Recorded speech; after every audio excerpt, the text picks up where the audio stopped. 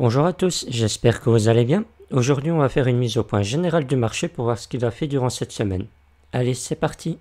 Avant toute chose, je tiens à vous annoncer l'ouverture de mon compte Instagram. Comme vous pouvez le voir, j'y partage des news et certaines données qui me semblent intéressantes sous forme de slides, des vidéos qui ont pour but de vous apprendre certaines choses sur format court, ainsi que quelques stories. Si ce type de contenu peut vous plaire, n'hésitez pas à venir vous abonner, il y aura tous les jours du nouveau contenu. Le lien est dans la description si vous êtes intéressé. Bien, maintenant que l'instant promo est fait, on va pouvoir rentrer dans le vif du sujet. On va commencer comme d'habitude avec le graphique du Bitcoin contre le dollar. Comme on peut le remarquer, on a bien rebondi sur les 0.3822 de Fibonacci de la précédente vague haussière. Tant qu'on maintiendra ce niveau, on restera toujours en mouvement tendanciel haussier et on pourra toujours s'attendre à moyen terme à voir un Bitcoin continuer à prendre de la valeur. Actuellement, on peut remarquer qu'on commence la journée du dimanche dans le rouge, mais c'est vraiment pas acheté. En effet, on peut remarquer que sur les 0.382, on a bien rebondi, mais malheureusement, on a rebondi que sur un V-bottom. On n'a fait aucune structure de retournement haussière. Donc avoir ce léger retracement ce dimanche nous donne une porte ouverte pour potentiellement dessiner un W de retournement haussier dès lundi, si on arriverait à avoir une nouvelle impulsion haussière qui validerait alors la cassure de ce niveau juste ici. Si on aurait bien ce W de retournement haussier, on avalera alors les M de retournement baissier qui avaient été précédemment formés ici. Au niveau du momentum, on peut remarquer que pareil, on tend à vouloir valider un W de retournement haussier, mais il ne sera validé que si on crosse les zéros juste ici. Une fois que ça sera fait, on reviendra alors avec un momentum haussier assez fort, et alors ça donnera vraiment une impulsion haussière pour propulser le cours à la hausse. Pour ce qui est de l'Ethereum, c'est exactement pareil que pour le Bitcoin, on a bien rebondi sur les 0.38 de Fibonacci, on est simplement sur un V-bottom et on a notre dimanche qui tend à vouloir retracer, ce qui donne alors une opportunité pour pouvoir dessiner un W de retournement haussier qui avalera alors les M de retournement baissier précédemment formés. Au niveau du momentum, c'est pareil, on a un W qui tend à vouloir se former, mais il ne sera validé que si on arrive à cross les zéros juste ici. Et dès que ça sera fait, alors on aura un momentum qui redeviendra fort et qui donnera alors une impulsion très forte sur l'Ethereum pour propulser ses prix à la hausse. On enchaîne directement avec la paire Ethereum-Bitcoin. Lors des précédents briefs, on avait bien remarqué qu'on avait validé un M de retournement baissier et je vous avais dit qu'il fallait absolument maintenir les 0.38 de Fibonacci si on voulait continuer à voir l'Ethereum et les altcoins surperformer le Bitcoin. Ça a bien été chose faite, on a bien rebondi sur ces fameux 0.382 et en plus de ça, on a bien validé un W de retournement haussier qui avale bien le M de retournement baissier précédemment formé ici. Par contre, au niveau du momentum, on reste toujours sur un V-bottom. On n'a pas eu de W de retournement haussier qui s'est formé. Pour ça, il faudrait alors avoir un rebond qui casse ce niveau juste ici.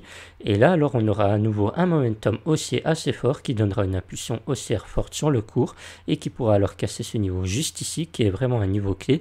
Car si on se place en hebdomadaire et qu'on retire bien tous les dessins ici, on validerait alors enfin un W de retournement haussier juste ici, qui donnera alors vraiment un signal fort d'all season.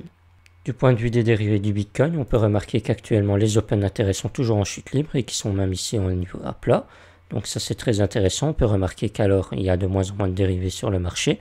On peut remarquer au niveau du funding que c'est pareil, on est totalement à plat et qu'on a même été faire un pic dans le négatif, ce qui montre que le sentiment bullish a bien été estompé.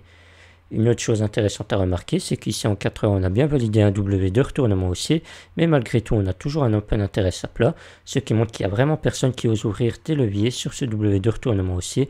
Donc c'est une preuve encore supplémentaire qui montre que le sentiment bullish a bien été estompé.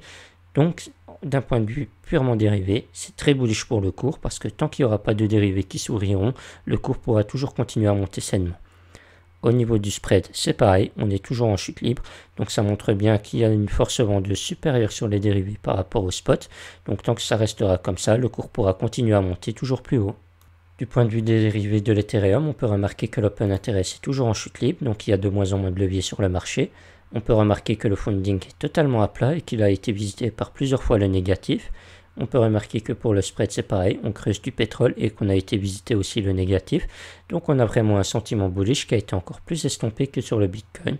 Donc ça peut vraiment propulser le cours à la hausse encore plus fort puisque plus personne n'y croit vraiment à une hausse des prix sur l'Ethereum pour l'instant. Pour ce qui est des données on-chain, je vous ai mis ici le graphique de la balance des échangeurs centralisés en pourcentage par rapport au nombre de Bitcoin existants. On peut remarquer que ces échangeurs ne détiennent plus que 13% de tous les bitcoins disponibles et que ce cours a tendance à chuter. Ceci montre donc qu'on reste sur une accumulation massive de bitcoins qui devient de plus en plus rare à l'achat. Et comme tout ce qui devient rare, les prix sont amenés à monter dans un futur proche. Pour ce qui est de l'Ethereum, c'est exactement pareil que tout ce qui a été dit au sujet du Bitcoin. On assiste à une raréfaction de l'Ethereum qui va pousser ses prix à la hausse d'ici peu de temps. Voilà, ce brief touche à sa fin. J'espère que cette vidéo vous aura plu. N'hésitez pas à me donner vos avis en commentaire ou à venir m'en parler sur Discord si le cœur vous en dit. Ça vous permettra en bonus d'être toujours à jour sur les dernières données que j'ai à vous partager. Je mettrai comme d'habitude le lien dans la description et en commentaire épinglé. Sur ce, je vous souhaite à tous un bon dimanche et moi je vous dis à plus tard.